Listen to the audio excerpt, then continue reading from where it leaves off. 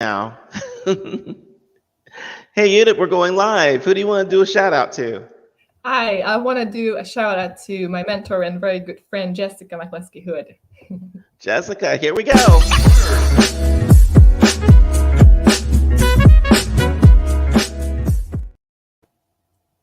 Hey guys, we're here today with Judit Mozsolics.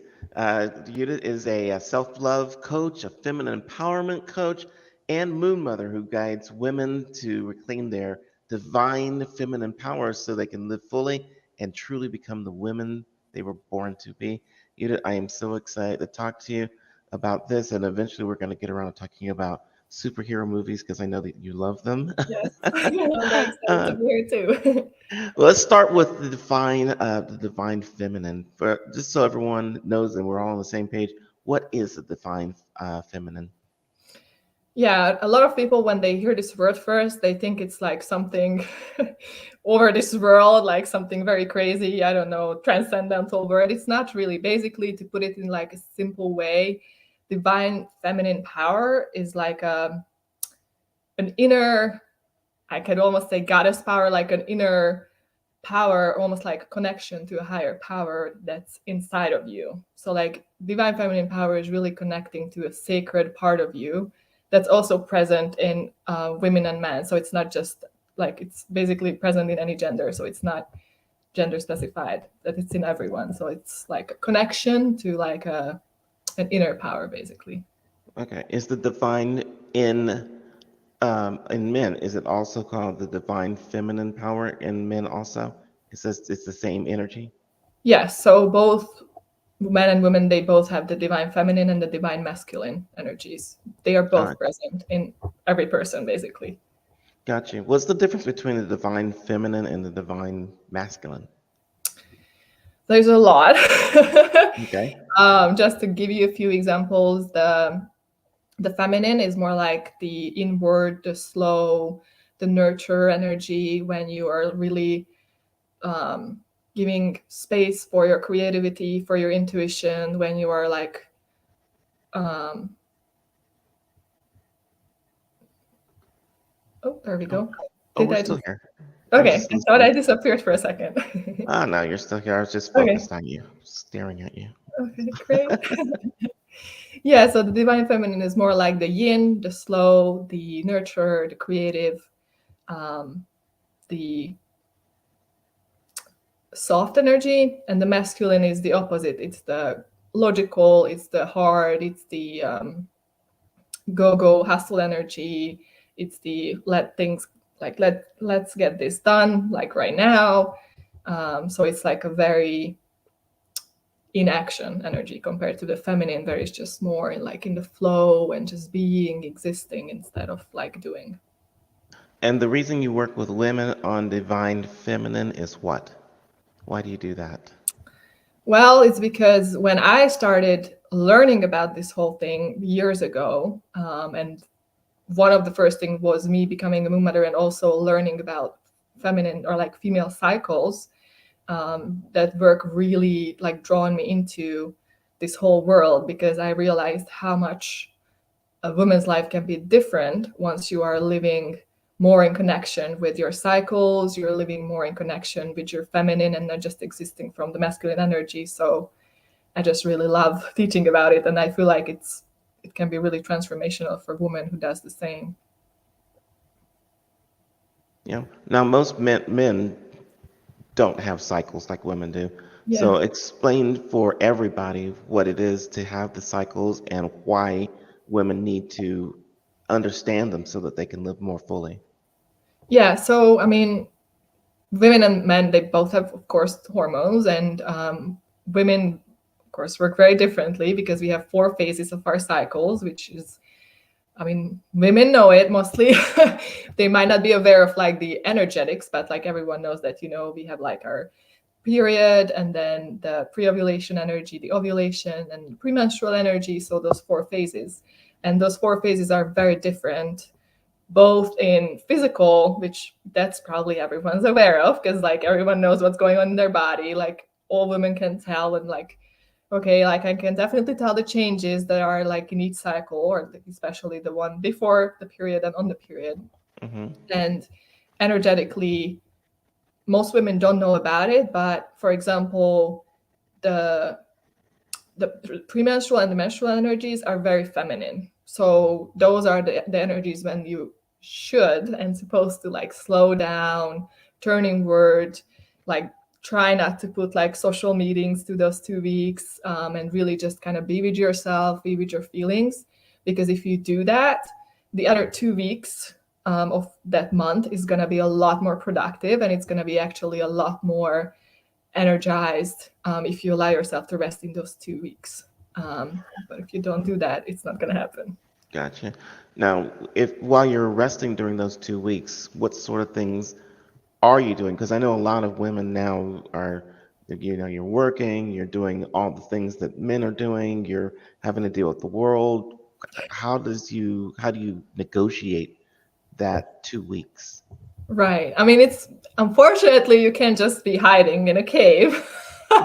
I wish we could, especially on the week of the period, or like it depends. Some women have a harder time before the period comes, but try to just either, I mean, that's, I know it's really not ideal, take a day off if you can on your hardest day. And again, I know it's really hard to do every month, although the crazy thing is that some countries actually started to incorporate that. I know that Italy and some of the Scandinavian countries started to give like extra days off for every month for women when they are, really really need it. Of course, this is more for people who are like in, really bad physical pain or have like really bad cramps.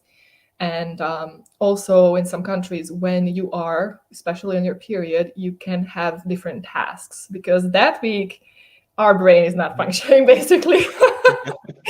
Like that week, I feel like logical tasks and like, where we have to be like quick and make decisions, that's not the best thing. So I normally try to tell my clients or women in general, just try to postpone, like again, like the meetings, try to postpone the decision making, try to postpone the social gatherings to the other 2 weeks when you are a lot more energized. So try to rest as much as you can, try to just be with yourself, try to just meditate, or just really, I guess, when you're not at work, because at work obviously you can't do that, but like just take time, like put me time aside and make sure that you schedule it, because it's just going to be so much better that way.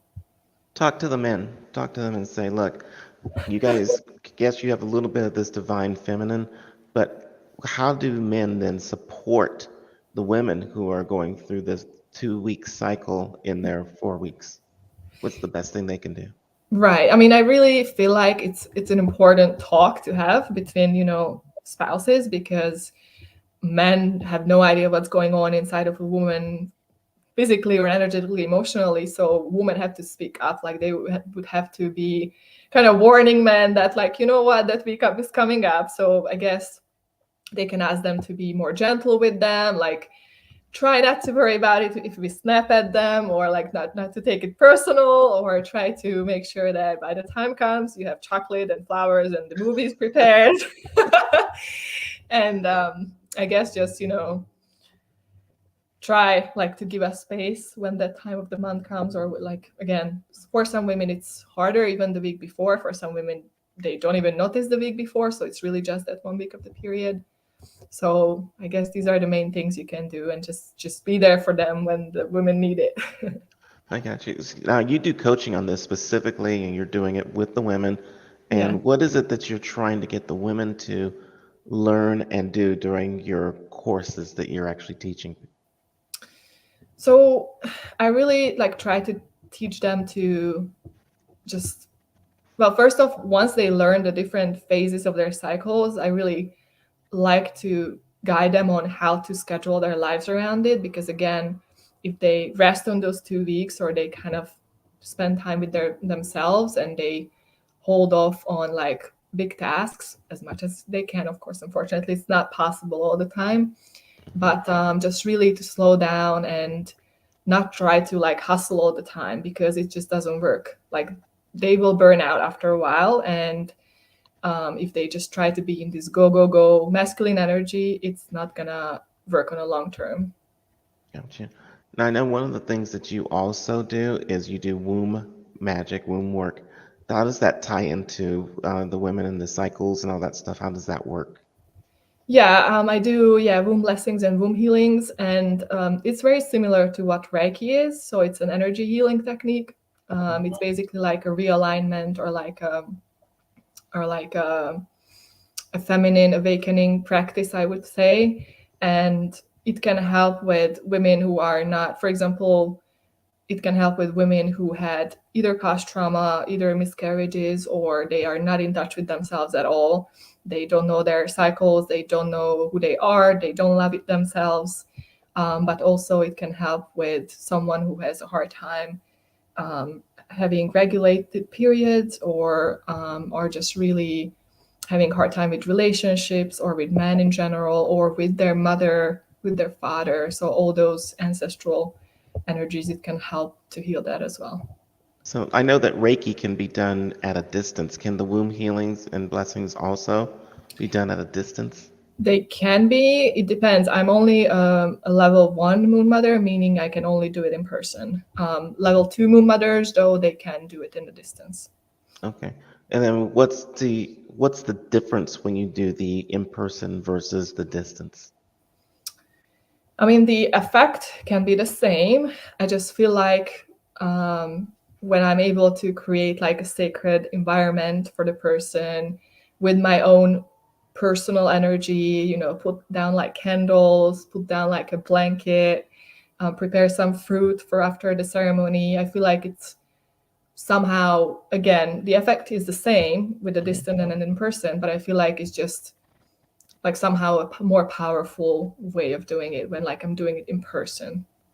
What do the women tell you, like after you've performed the ceremonies and stuff? What kind of results are they experiencing and telling you about? Yeah, so after for a whole month, it's a rebirthing period. So basically, a lot of them are becoming very emotional, which is normal. And a lot of them actually have deeper conversations with their spouse or with their mother. A lot of them are like actually, like some of them have there a little bit of change in their cycles because like it's realigning. It's also kind of like a detox. So some of them actually sometimes experience headaches, but mostly it's like they start to be more in tune with themselves, like they start to recognize like, okay, now my body wants me to rest, like they start to listen to more to their intuition. It's kind of like a reconnection or like a realignment, I would say. So a lot of things are going down in that 1 month, but these are just some of the things. How long does it usually take for the realignments to happen when you start working with somebody? Well, it's about a month because a whole cycle would have to go through, or like a whole cycle would need to pass. But some people need a little bit more than just one time, depending on like whatever they're working on. Like for people who wants to get maybe pregnant, or who had miscarriages in the past, or who had like more trauma, or they had like they were really disconnected from their bodies, like those women might need more than just one womb blessing or womb healing, but one can already do a lot already as well. When it's a couple, do you ever have the men work with you and with the woman at the same time, or is it always individual? No, it's just individual. I mean, I can do groups for women, but not with men. I got you. I got you. Now We is send them to the, I don't know, bar. they get to go to the bar, they get to go watch Yeah, the movies while you the guys do movies or the the game blessings. or something. Yeah. So, what is it that there's something that I wanted to ask you, and this is about women and the divine energy, and what changes do you think you would see if there was more feminine energy in the world as opposed to this masculine energy, which can be toxic at times? What do you think it would be like if we had more feminine energy? Yeah, and that's what I also noticed. And I think because our society is so masculine, because everyone thinks that women have to has to like wear 5 hats at the same time, and you can only be successful if you're hustling, if you are like in this go go go energy, if you are like working all the time, if you're productive. And I feel like, especially in the long term, it's really not healthy for women because first off, we are not robots, and we have emotions, we have hormones, we have adrenal system, so it's gonna lead to burnout after a while, so we can just exist like that. So I feel like if more women would be more in tune with their cycles and their feminine energies, where they allow themselves to rest and allow themselves to just let go and just like kind of close off the outside world and really be in tune with their hearts and bodies and souls, it would actually be a lot different, because our energies would change and we could be a lot more productive and we could put a lot more creative energy into the space. And I feel like with connecting to the feminine energy, that's also, a lot of people think it's a weak energy. A lot of people think that it's when you're sitting in your home, sitting at your home crying, hating the world, but it's not. It's actually a very powerful energy, because when you're connected to that, like, you are owning yourself, you are unapologetically yourself, and your confidence is a lot stronger, your self-worth is higher. So I feel like that can only be a benefit to today's world, instead of just grinding all the time and just trying to, achieve things when you are in your last breath, basically, for the week. Yes. Now, so do we need to get the women to embrace their feminine energy more and push it into the world, or do we need to get the men to chill a little bit and bring that masculine energy down and increase their feminine energy? Well, probably both, because masculine and feminine can really work if they are balanced. So I feel like we need both of the energies in both men and women, but probably because the society is so man focused, I guess. Probably because women are mostly in their masculine energies, I feel like that would be more necessary for women to be more in tune with their feminine. Um, I don't even know if that's possible. If that's gonna be ever our world for the men to be more feminine, but I mean, maybe in some communities or some parts of the world, who knows? Never say never. Maybe. You never know. So if you had one message you wanted to send out to the women of the world and you wanted men to understand too, what would that message really be? What do you want to get across to everybody? I would say that slowing down and resting is not, or like being vulnerable or emotion, like showing emotions and feeling emotions, is not a weak thing. It's actually a very brave thing, and it's very beneficial. So slow down, don't hustle all the time, because on the long term, it's going to be better. Yeah. I would say that's probably true for men and women, right? That's very true, though. Yeah, for men and women. Yeah. 'Cause I know that the hustle culture it's very stressful and can be very toxic. Yeah.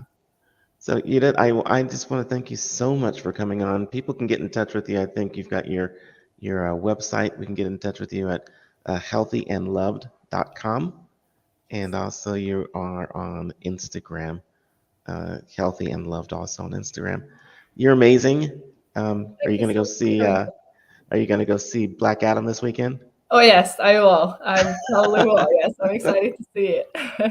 That's it. I am into Marvel. This will be the first DC thing coming out in a while, right?